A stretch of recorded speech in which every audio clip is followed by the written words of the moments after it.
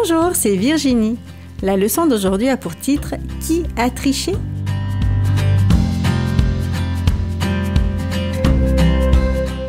Le verset à mémoriser se trouve dans 1 Corinthiens 13, verset 4.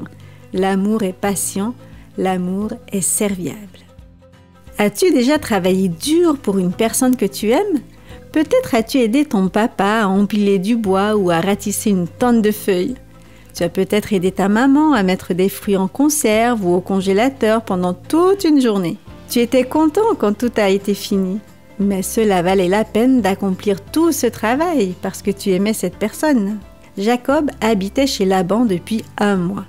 Un jour, Laban lui dit « Jacob, tu es mon neveu. Il ne me semble pas juste que tu travailles pour moi sans être payé. Dis-moi quel salaire désires-tu » Jacob était heureux d'habiter chez son oncle. Il travaillait avec plaisir.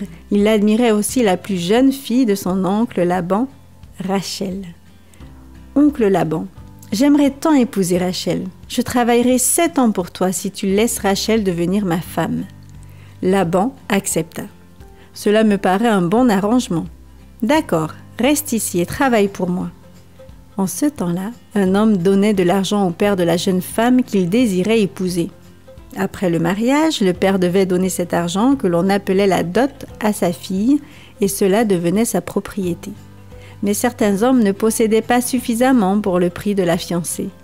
Ainsi, avec l'accord du père, il pouvait travailler pour lui pendant un certain temps. C'est ce que Jacob dut faire. Jacob débuta ainsi 7 années de travail pour épouser Rachel. Jour après jour, il accomplissait consciencieusement et patiemment tout ce que Laban lui demandait. Le temps semblait passer rapidement à cause de son amour pour Rachel. Finalement, les 7 années passèrent. Le moment de prendre Rachel pour épouse était arrivé. Mais Laban ne se montra pas loyal et honnête envers Jacob. Cela lui convenait assez d'employer Jacob sans le payer. Il savait que Jacob travaillait dur sans jamais se plaindre. Oui, Jacob était un bon serviteur et il ne coûtait rien à Laban. Celui-ci décida alors de commettre une mauvaise action. Il tromperait Jacob pour le faire travailler davantage pour lui. En ce temps-là, la mariée portait un lourd voile pendant la cérémonie de mariage. Personne ne voyait son visage. Ce soir-là, Jacob emmena sa femme voilée sous sa tente dans l'obscurité. Il ne vit pas qu'il s'agissait de Léa et non de Rachel. Le matin, Jacob fit une terrible découverte. Il avait épousé l'autre sœur. Il était choqué et mécontent. Comment son oncle avait-il pu commettre une telle action? « Oncle Laban, pourquoi as-tu fait cela ?» demanda Jacob. « J'ai travaillé dur pour toi pour pouvoir épouser Rachel. Pourquoi m'as-tu trompé ?»« Nous avons la coutume, mentit Laban, de marier la sœur aînée avant la plus jeune.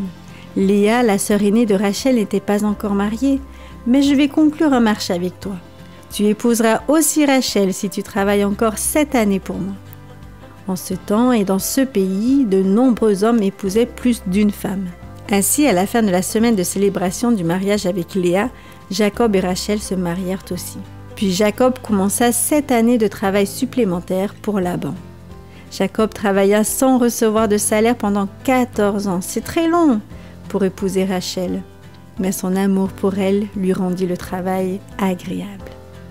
Patiemment, il servit Laban pendant tout ce temps. Il croyait qu'être marié avec Rachel en valait vraiment la peine. Son amour pour elle lui rendait la tâche moins difficile.